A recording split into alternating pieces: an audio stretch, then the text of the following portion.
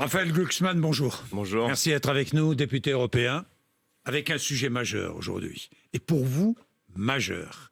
La France a rendez-vous avec l'histoire. Rappelons ce qui s'est passé. Avril-juillet 1994.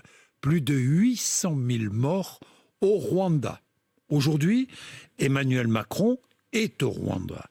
Il doit prononcer un discours important.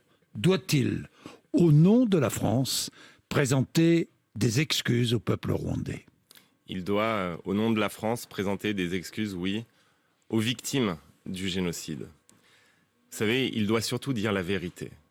Pendant 27 ans, la France a vécu dans un grand mensonge d'État sur le génocide et sur son rôle au Rwanda. Emmanuel Macron, il a ouvert les archives. Vous savez à quel point je le critique, je combats sa politique. Mais il faut savoir dépasser les clivages, là. On touche à l'éternité, on touche à l'histoire. Et il a eu le courage d'ouvrir les archives. Il a eu le courage de laisser une commission d'historiens se pencher sur ces archives et livrer un verdict qui est celui de la responsabilité lourde et accablante de notre État, de l'État français, dans la mort de plus de 800 000 êtres humains. Alors, Emmanuel Macron, il a le devoir de la vérité aujourd'hui. Et il a rendez-vous avec l'histoire. Il a rendez-vous avec ce que la France a fait au Rwanda. Et il doit avoir en tête une chose. Une nation ne s'abaisse pas quand elle éclaire les parts d'ombre de son histoire. Elle se grandit quand elle sort du mensonge. Et donc, ce qu'on attend de lui, c'est une vérité d'abord. C'est le fait de dire que la France, l'État français, sous l'égide du président Mitterrand, a soutenu financièrement, militairement, politiquement, les hommes qui allaient faire le génocide, qui allaient exterminer 800 000 personnes en 3 mois, qui allaient pourchasser les enfants dans les marais pour les buter, parce qu'ils étaient nés Tutsis, parce que leur seul crime était d'être Tutsis. Vous savez, moi j'ai parcouru les fosses communes du Rwanda. À 20 ans, je me suis retrouvé à déterrer des cadavres dans une fosse septique à Kigali. Et j'ai encore sur moi cette odeur des cadavres en putréfaction. Il y avait les robes des femmes violées qui étaient soulevées et qui étaient mises de côté dans les chiottes. Il y avait un pays tapissé de cadavres. Et notre État était du côté des bourreaux. Et là, il doit le dire, il a rendez-vous avec l'histoire comme Jacques Chirac avait rendez-vous avec l'histoire au moment de son discours du Veldiv. Je sais que ce n'est pas la préoccupation immédiate de tous les Français, de tous les gens qui nous écoutent, mais il y a des moments comme ça qui définissent en fait à la fois les hommes et le destin des nations. Et c'est la raison pour laquelle je suis content de vous accueillir, de vous recevoir ce matin, parce que je tenais à ce qu'on en parle, à ce qu'on explique le pire scandale de la Ve République, Raphaël Glucksmann. Oui, parce qu'on parle d'un génocide. Et que au XXe siècle, selon la communauté internationale, il y en a eu 3. Les Arméniens, les Juifs et les Tutsis du Rwanda. Et que là, on est lié à cette histoire. Les Français qui nous écoutent, ils sont pas responsables. Mais les gens qui les dirigeaient à l'époque. Et en premier lieu, le président de la République. Parce qu'aucun responsable n'a été désigné. Même dans tous les rapports, les derniers rapports, aucun responsable politique n'est désigné. Dans le dernier rapport, le rapport Duclerc, commission d'historiens qui a remis son rapport il y a 2 mois tout juste à Emmanuel Macron, eh bien, il y a une personne qui est désignée. C'est le président d'alors. C'est le président Mitterrand. Et moi, je suis un homme de gauche, donc quand je vous parle, je me suis fait une promesse, vous savez, c'est de respecter ce que les anciens Grecs appelaient la parésia, c'est-à-dire la capacité à dire la vérité, même quand ça ébranle notre propre famille, notre propre camp politique, notre propre camp idéologique. Et là, la vérité, c'est qu'un président socialiste a été l'architecte de cette politique, que pendant même le génocide, pas simplement avant le génocide, pendant le génocide, alors que tous les États du monde, tous, refusaient de laisser atterrir les officiels rwandais qui commettaient les massacres, la France, eh bien, les recevait à l'Élysée et au Quai d'Orsay. Nous étions complices. Lucidement complices. Quand on lit le rapport et quand on enquête sur le rôle de la France dans le génocide, on ne peut pas dire que les dirigeants français voulaient le génocide, qu'ils étaient complices actifs du génocide. Mais ils n'ont pas écouté les alertes des services secrets français, de la DGSE, qui leur disaient 1 an avant qu'il allait y avoir un génocide. Ils n'ont pas vu le génocide arriver. Ils n'ont pas pris en compte le génocide une fois qu'il avait été commis, et même après le génocide, on a continué à faire la guéguerre contre le FPR qui avait mis fin au génocide et qui est aujourd'hui au pouvoir au Rwanda, et on a continué à soutenir les miliciens qui étaient du côté des camps de réfugiés, au Zaïre de l'époque. Et donc, on a eu une politique constante de soutien à ceux qui allaient commettre le pire. Vous savez, dans l'avion d'Emmanuel Macron aujourd'hui, il y a une rescapée du génocide qui s'appelle Annick Keitessi, qui est citoyenne française. Elle a perdu toute sa famille pendant le génocide. Elle avait 14 ans, mon âge. Moi, j'étais en train de regarder des superproductions américaines au cinéma, et elle essuyait le sang de sa mère dans le bureau de son école, avec des bouts de papier, en espérant que les miliciens viennent pas la chercher pour la découper en morceaux, comme ils ont découpé en morceaux sa sœur, son frère et sa mère. Et elle est dans l'avion d'Emmanuel Macron, et pendant 27 ans, elle a regardé son passeport français en se demandant s'il fallait qu'elle y renonce, en se demandant s'il fallait même qu'elle le déchire, parce que les dirigeants de la France mentaient constamment, mentaient sur leur rôle, mentaient sur le génocide, parce qu'il y avait un mensonge d'État. Et là, aujourd'hui, Emmanuel Macron a l'occasion de réconcilier Annick avec son passeport. Il la prend dans son avion pour aller faire un discours sur le génocide qui va mettre fin au mensonge d'État et qui va dire la vérité. Et c'est ça qu'on attend, la vérité qu'on doit aux morts et qu'on doit aux vivants, la vérité qu'on doit au passé et qu'on doit à l'avenir. Parce qu'on ne construit pas un avenir pour des relations franco-africaines dynamique, apaisée, sur la base d'un mensonge. On doit la vérité. Et c'est l'opportunité historique. Vous savez, moi, j'ai lutté pour que ce moment arrive, pour que la chape de plomb soit levée. Et je sais qu'en France, il y a encore des ennemis très puissants de la vérité lorsqu'on prononce le nom Rwanda. Je sais qu'il y a des forces qui s'y opposent et que beaucoup d'anciens dirigeants qui vont conseiller à Emmanuel Macron, bien sûr, qui vont conseiller à Emmanuel Macron, surtout ne faites pas ça, n'allez pas au bout. Mais là, il a l'opportunité de marquer l'histoire. Mais qui sont-ils ? Qui sont-ils ? Mais vous avez Hubert Védrine, Védrine, Jean-Pierre Chevènement et d'autres. Vous avez j'ai vu l'interview de Monsieur Cazeneuve. Vous avez beaucoup de gens qui sont impliqués et qui ne veulent pas que la vérité arrive. Mais il doit s'élever au-dessus de ça. Et qu'on le combatte ou qu'on l'aime, finalement, ça n'a plus aucune importance aujourd'hui, à ce moment précis, quand il est à Kigali. Il est président de la France. Il est président de la France. Il n'a pas volé son élection. Il est président de la France. Il nous représente et il a l'occasion de nous grandir. Raphaël Glucksmann, l'histoire prend là toute son importance. Et on l'oublie un peu d'ailleurs dans cette France qui est nombrilisée totalement. Parlons d'histoire, parlons de ce qui se passe avec la Biélorussie. Là aussi, c'est un moment d'histoire, la Biélorussie. Voilà un homme qui détourne un avion civil, Loukachenko, pour aller récupérer un opposant du terrorisme d'État. L'Union européenne réagit. Comment ? Plus de survol de la Biélorussie, plus d'avions biélorusses en Europe. Oui, mais j'ai lu les opposants. J'ai lu les déclarations des opposants et vous les connaissez. J'ai lu. Oui, mais ça nous isole. Attention, ces mesures-là ne sont pas les bonnes mesures. Que faut-il faire ? Emmanuel Macron lui-même dit « Je ne sais pas. Je ne sais pas ce qu'il faut faire. » Mais vous savez, il faut qu'on comprenne la gravité de ce moment. Vous avez un dictateur qui, un matin, se dit, dans un calcul coût-bénéfice, que finalement ça vaut le coup de détourner un avion de ligne européen, transportant des citoyens européens depuis une capitale européenne, Athènes, jusqu'à une autre capitale européenne, Vilnius, capitale de la Lituanie. Et il se dit ça vaut le coup. Et pourquoi il se dit ça vaut le coup ? Parce qu'en fait, il anticipe le fait que la réaction de l'Europe sera molle. Toujours molle. Mais elle est molle. Il anticipe le fait que nous sommes impuissants. Et c'est juste que j'aimerais que les gens comprennent. Si on continue à être faible en Europe, si on continue à être impuissant, ce qu'on aura, c'est pas une paix lâche, c'est le chaos permanent, c'est le détournement de nos avions. Vous pensez qu'il aurait fait ça aux États-Unis, par exemple ? Qu'il aurait détourné un avion de ligne américain ? Mais non. Là, il l'a fait parce que c'est européen et parce que ces tyrans qui nous entourent, que ce soit à Moscou, que ce soit à Minsk, pensent que nous sommes faibles. Donc il est temps d'être puissant et c'est pas simplement une question de droit humain ou de respect de l'état de droit, c'est une question de sécurité pour nos pays, nos ressortissants. Il faut projeter de la puissance. Donc déjà, la première chose à dire, La première chose à dire, c'est que pour une fois, parce qu'on a l'habitude quand même de la lenteur et de la mollesse européenne, pour une fois, il y a eu une réaction rapide. Et unanime. Et unanime, ce qui est extrêmement rare. Oui. Même Orban n'a pas bloqué le truc. Donc là, pour une fois, il y a une réaction rapide. Est-ce que cette réaction, elle est juste et suffisante ?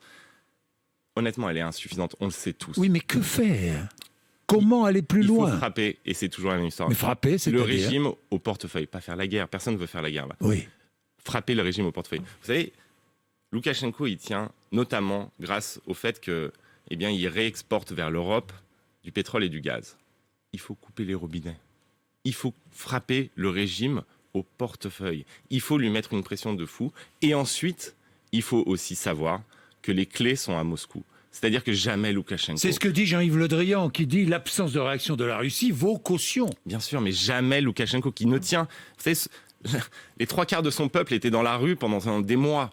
Donc il ne tient son pouvoir que parce qu'il est soutenu, porté à bout de bras par la Russie et par Vladimir Poutine. Donc jamais il ne fait ce qu'il a fait sans une forme d'accord et d'aval de la Russie de Vladimir Poutine. Et donc, il va falloir être beaucoup plus ferme avec Moscou. Il faut montrer, en fait, vous savez, c'est simple.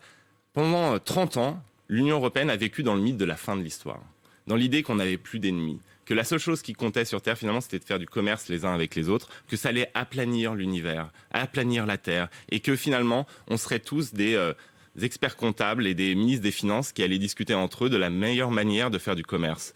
Mais c'est pas comme ça, le monde. Et là, on s'en rend compte, l'histoire, elle n'est pas finie, elle reste tragique. Il y a des adversaires politiques et idéologiques extrêmement puissants, et ces adversaires sont en train de gagner. Moi, au moment où je vous parle, je vous jure, on s'occupe au Parlement européen d'un ensemble de crises où à chaque fois, depuis le Karabakh, l'Arménie et l'Azerbaïdjan, jusqu'à la Libye ou la Syrie, et maintenant la Biélorussie ou l'Ukraine, à chaque fois, on perd. Et on est exclu du jeu. Donc à un moment, il faut qu'on se réveille.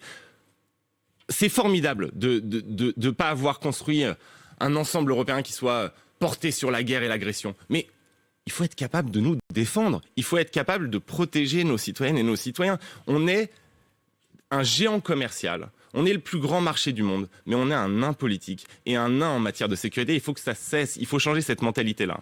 Alors, Raphaël Glucksmann, le 23 mars dernier, sur France 5, je vais vous parler de la présidentielle française. Le 23 mars dernier, sur France 5, Emmanuel Macron s'inquiétait des tentatives d'ingérence de la Turquie dans la présidentielle française de 2022.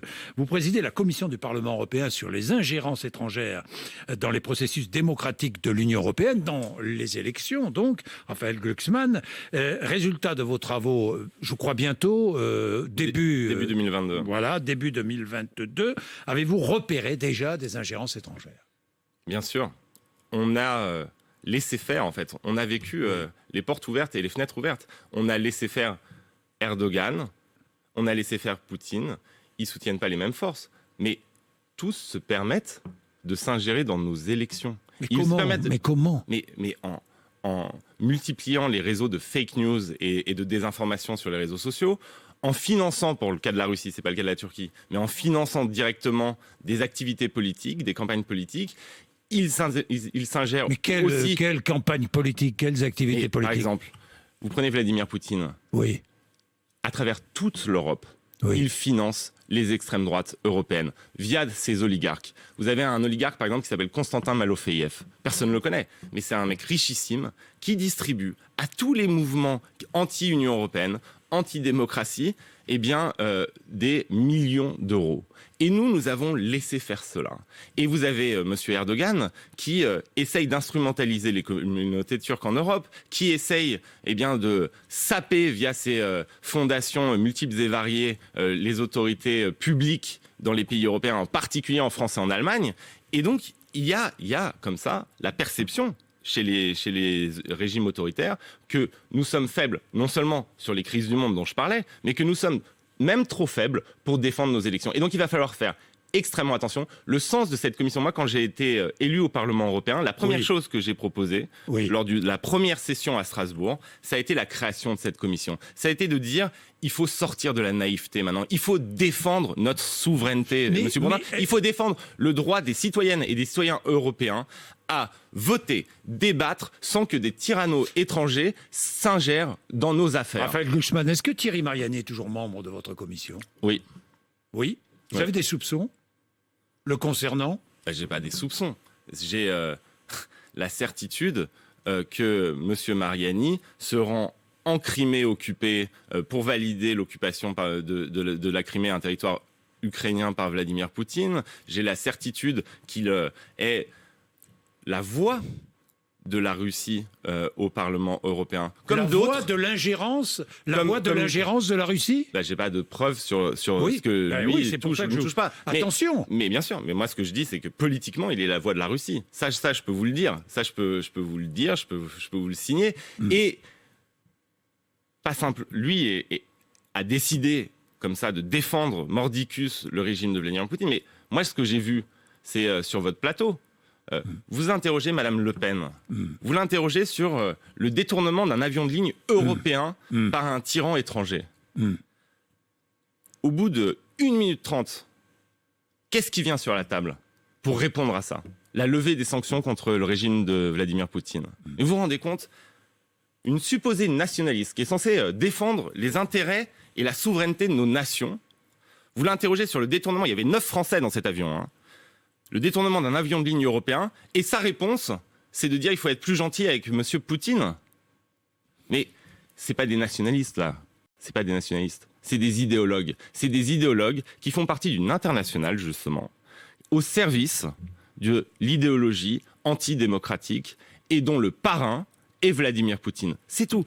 On peut discuter de politique, mais ça, c'est au-delà de la politique. C'est en fait des gens qui prennent constamment la défense d'intérêts étrangers contre les intérêts des nations européennes. Et donc, il faut savoir dire les choses et les placer devant leurs contradictions. Quand ils expliquent je place la France au-dessus de tout, non, c'est pas vrai. Alors, Raphaël Glucksmann, je vais terminer. Il nous reste 3-4 minutes. Je vais terminer sur les régionales, justement. Je parlais de Thierry Mariani, qui est en tête, largement en tête, au premier tour dans sa région PACA. Est-ce qu'au second tour, il faut absolument que la gauche se désiste au profit de Renaud Muselier? Il faut que la gauche... Si c'est indispensable ou nécessaire. Je ne sais pas, selon le côté où on se place. Moi, je serais toujours pour battre le Rassemblement national. Mais moi, je veux d'abord que la gauche essaye de gagner ces élections. Enfin... Mais où est-elle, la gauche? Non, mais parce que là, on est placé... On est placé toujours dans une chose... Non, mais on va faire aussi toutes les présidentielles en nous demandant d'emblée si au deuxième tour, on appelle à voter pour Emmanuel Macron contre Marine Le Pen. Écoutez... On peut laisser les gens quand même avoir un premier tour, non? On peut laisser les gens essayer d'offrir une alternative. Et moi, ce que je voudrais, c'est que la gauche, quand elle répond à cette question, elle essaye de passer un autre message que je n'aime pas Macron, je n'aime pas Le Pen, H24, qu'elle essaye de proposer un souffle sur la transformation écologique. Vous avez vu le sondage dans l'Humanité 90% des Français plébiscitent des mesures sociales aujourd'hui. Est-ce que Emmanuel Macron les porte? Non. Est-ce que Marine Le Pen les porte? Non. Donc il y a un espace. Mais simplement, on est trop minable, on est trop médiocre. La gauche parle d'autre chose, parle de genre, parle de, je ne sais pas moi, d'islamo-gauchisme, il faut qu'on ressente, qu'on impose notre agenda. Il y a beaucoup de périls, mais il y a une opportunité dingue en ce moment, dingue. On sort du mythe de la globalisation. Même aux États-Unis, même à Washington, même un centriste démocrate américain, il est en train d'augmenter les taxes sur les plus riches. Il est en train de commanditer des audits des chaînes de valeur des multinationales pour relocaliser la production. Mais là, il y a un boulevard pour la gauche, et pour une gauche qui défendent la réindustrialisation de l'Europe, qui disent très simplement... On a fait 40 ans de libre-échange. Ça a mené à quoi? À la catastrophe climatique et à la catastrophe sociale. Et nous avons un projet alternatif. Nous sommes pour un Buy European Act. Nous sommes pour un protectionnisme écologique aux frontières de l'Union européenne. Nous sommes pour une redistribution plus juste de la richesse. Et là, ça, il faut en parler, il faut savoir l'imposer. Yannick Jadot essayer de réunir la gauche, ça n'a pas réussi dans un premier temps. Le 24, c'était lundi. Personne n'en a parlé. D'ailleurs, vous êtes réunis, tous à gauche, non, le 24? Ouais, on s'est réunis. Et vous avez parlé de quoi? Eh ben, on a parlé là, en l'occurrence, c'était bien parce qu'on a auditionné le pacte du pouvoir de vivre de la CFDT, 2022 ou jamais, des initiatives de la société civile. Mais si vous voulez me faire dire que nos discussions entre partis sont pas très intéressantes pour la majorité des Français, mais moi je suis entièrement d'accord. Moi, ce que je veux, c'est qu'on ait un souffle. Parce que même le rassemblement, c'est nécessaire, mais c'est pas suffisant. Moi, ce que je veux, c'est un souffle, qu'on porte des grandes mesures sociales, qu'on dise qu'aujourd'hui, eh bien, il y a des milliardaires qui se sont enrichis de manière démentielle pendant la crise et qu'il est temps d'imposer une forme de solidarité pour les très grandes fortunes. Je veux qu'on soit capable de proposer une voie pour l'Europe qui soit pas simplement un cheval de Troie de la mondialisation, qui soit au contraire un moyen de reprendre le contrôle, mais imposons cette taxe carbone aux frontières, faisons en sorte qu'il y ait une taxe sur les transactions financières à l'échelle du continent européen, investissons massivement dans la recherche et développement. Vous savez, il y a une mesure, le Buy European Act. Il faut qu'on arrive à faire ce que Trump a appelé America First. Il faut que la gauche propose Europe First. Il faut qu'on arrive à réserver les marchés publics européens aux entreprises européennes. On a besoin d'être plus qu'un continent ou un pays de consommateurs. On a besoin de retrouver une capacité productive, une autonomie stratégique. On a besoin finalement de reconstruire un appareil industriel. Il faut que les gens aient du travail ici et qu'on puisse sortir de 40 années qui ont conduit au délitement. Et ça, c'est possible. Vous savez, si c'est possible à Washington, qui était la capitale du néolibéralisme, c'est possible chez nous, mais il faut juste qu'on s'élève un tout petit peu, parfois, au-dessus de notre médiocrité. Merci Raphaël Glucksmann d'être venu nous voir ce matin. RMC BFM TV, 8h54.